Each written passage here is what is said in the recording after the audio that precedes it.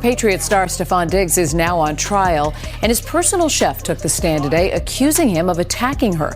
She told the court they had a personal relationship that turned professional and then violent. WBZ's Aaron Parsegian is in Dedham with what Mila Adams told jurors. Buckle up. It might look like Stefon Diggs walked out of that courtroom with no conviction attached to his name, but insiders are saying the real story never even made it inside those walls. Because while the public was locked in on the assault case tied to his former chef, something else was quietly building behind the scenes, and when it surfaced, it reportedly caught Cardi B completely off guard. According to what's circulating online, Cardi allegedly found out that Stefon's connection with that same chef wasn't recent. It may have been going on far longer than anyone suspected. And now, the whispers are getting louder. People are starting to suggest that this situation may have escalated into something even more serious, with pregnancy rumors suddenly entering the conversation. And if that wasn't enough to shake things up, insiders claim Cardi is furious because while she was publicly standing beside him, presenting a picture of something solid after offset, there are claims Stefon was moving in a completely different way behind closed doors. And that's where things take an even darker turn. Because this isn't just about two people anymore. Online chatter is now connecting the chef, Stefon, and even Pri, yes, that Pri, the same name that's been tied to past drama, into one tangled situation that's quickly spiraling. At this point, people aren't even calling it gossip anymore. They're saying it feels like watching a real-time collapse, where every new detail makes the story messier than the last. Day one of his assault trial. Can I have a second? Earlier in the courtroom, Mila Adams got emotional after she took the stand. And he put his arm around my neck like this, and he's choking me. Diggs' former live-in private chef accused him of smacking and... Y'all, this is where everything stops being quiet and starts getting loud. Because insiders are now saying Cardi B didn't keep this behind closed doors. She went live. No warning.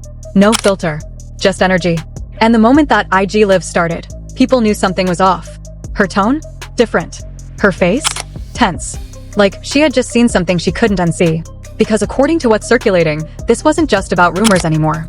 This was about what she allegedly found out. Messages. Timelines. Connections that suddenly started making sense. And that's when she said it, not calmly, not carefully, but directly. She started calling things out. Not naming everything, but saying enough for people to connect the dots.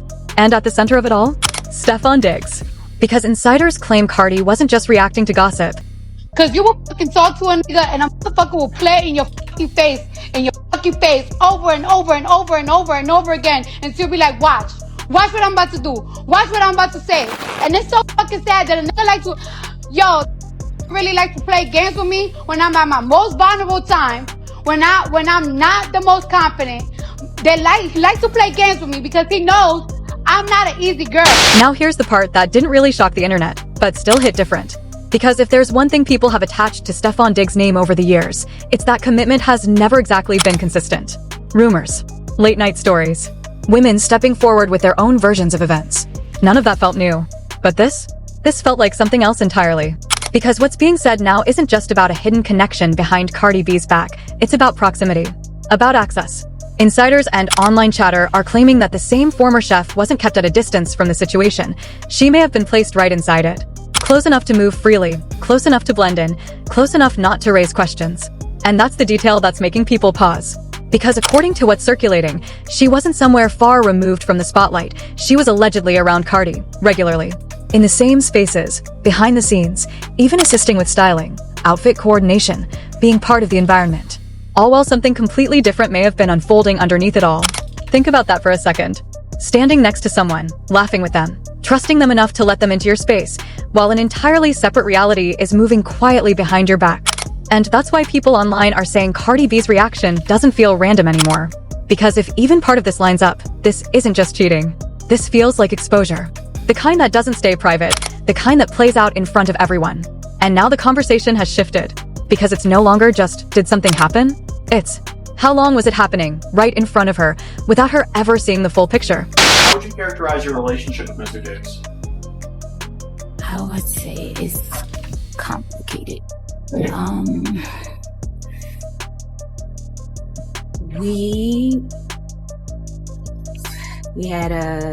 It started out as friends. We started out as friends.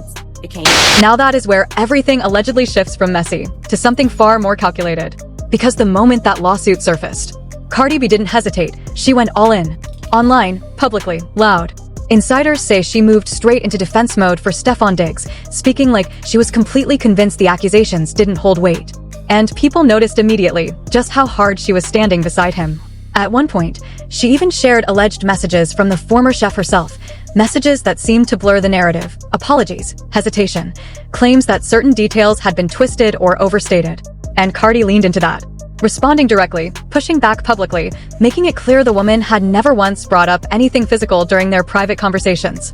But she didn't stop there. Reports say she doubled down, standing firm on her belief that Stefon was innocent, insisting everything would clear itself once the truth came out. The intensity of it caught people off guard because she didn't sound unsure. She sounded certain. Certain enough to defend him loudly, certain enough to demand critics walk it back later. But then, everything flips. Because just as fast as that narrative formed, the internet starts pulling it apart. New reports begin circulating, claims that the chef believed someone close to Stefon, allegedly a woman tied to him at the time, had reached out, pressuring her to step back from the case. Messages suggesting it wasn't that serious, that it didn't need to go further. And the moment that hit social media, everything changed. Because now people weren't just looking at the allegations anymore, they were looking at the defense. Connecting dots, questioning timing, replaying every post. And suddenly, speculation turns toward Cardi herself, with some wondering if she may have been more involved behind the scenes than anyone realized. The backlash, immediate.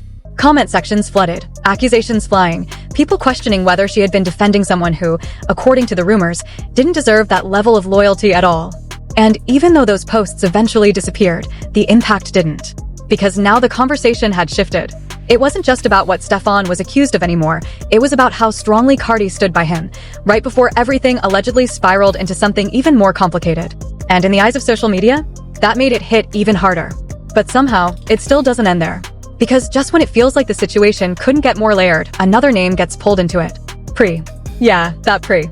The same one people had already linked to tension between Cardi and Stefon around Super Bowl weekend. And according to what's being said online, she wasn't just around, she was present. Constantly. Showing up in places that raised eyebrows, moving through exclusive areas, appearing at private events, team spaces, environments not everyone gets access to. So naturally, people started asking questions. Because the way she was moving didn't look accidental. And that's where it gets even more complicated. Because now bloggers are claiming something else entirely, that some of the photos, the updates, the private details hitting gossip pages may not have been random leaks at all. They may have been intentional, fed directly from within the circle. Meaning this whole situation might not have just been unfolding on its own. It may have been pushed. And this is where the story stops feeling like chaos and starts feeling calculated.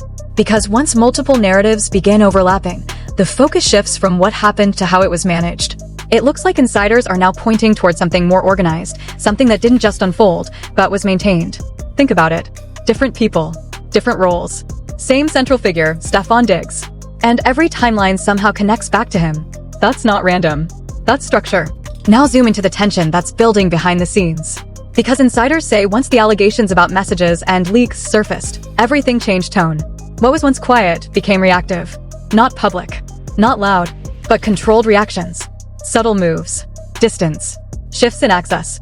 And I was upset with him, not upset at the fact I couldn't go to Art Basel. Me and him have a relationship for over 4.5 years. He could have told me weeks ahead of time because me and his girlfriend, Cardi B, we were talking about having like outfits and stuff. It was like a whole thing being planned and he just waited till the last day. So I was more upset with him not letting me. And right after that moment, the environment doesn't calm down, it tightens. Because now it's no longer about who's involved. It's about who's turning, who's stepping back, who's suddenly being pushed out. And this is where the Miami trip becomes critical. On the surface, just another getaway. But insiders suggest it played out differently behind the scenes. Because one person was removed. Mila. Not gradually, not naturally, but suddenly. And the reason? Conflict. But insiders question that. Because when everything else is being managed so precisely, conflict doesn't just appear.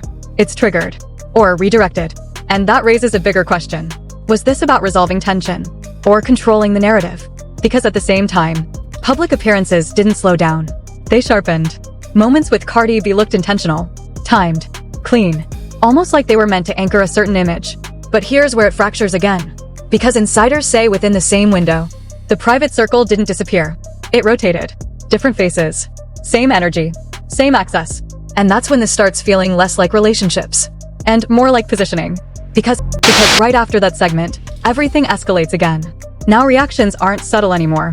They're emotional, reportedly intense, especially when the information begins reaching beyond the courtroom. Because insiders say once this started circulating, it didn't stay contained. It reached Cardi B directly. And that's when the tone shifts from controlled to explosive.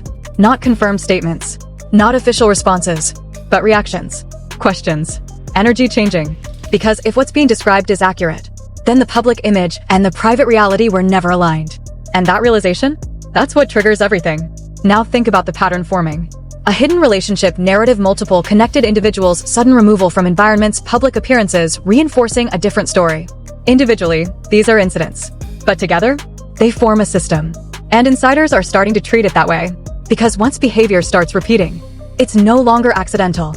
It's intentional. And now the courtroom isn't just presenting events. It's exposing dynamics, control, access, influence, and most importantly, timing. Because everything seems to happen at very specific moments. Right before exposure, right after tension, right when perception needs to shift. And that's what keeps this from settling.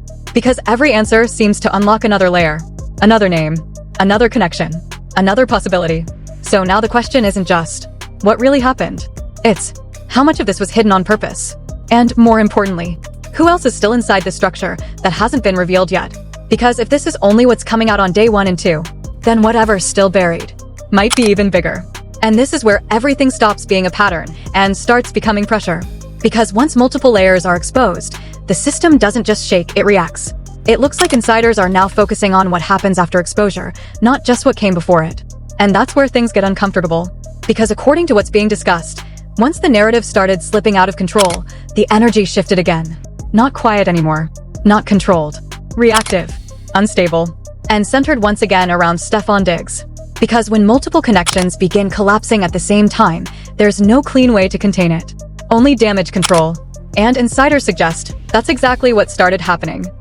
Cause you will fucking talk to a nigga and a motherfucker will play in your fucking face over and over and over and over and over again and still be like, watch what I'm about to do, watch what I'm about to say. And it's so fucking sad that a nigga like to, really like to play games with me when I'm at my most vulnerable time, when I'm not the most confident. He likes to play games with me because he knows I'm not an easy girl. Right after that point, everything intensifies.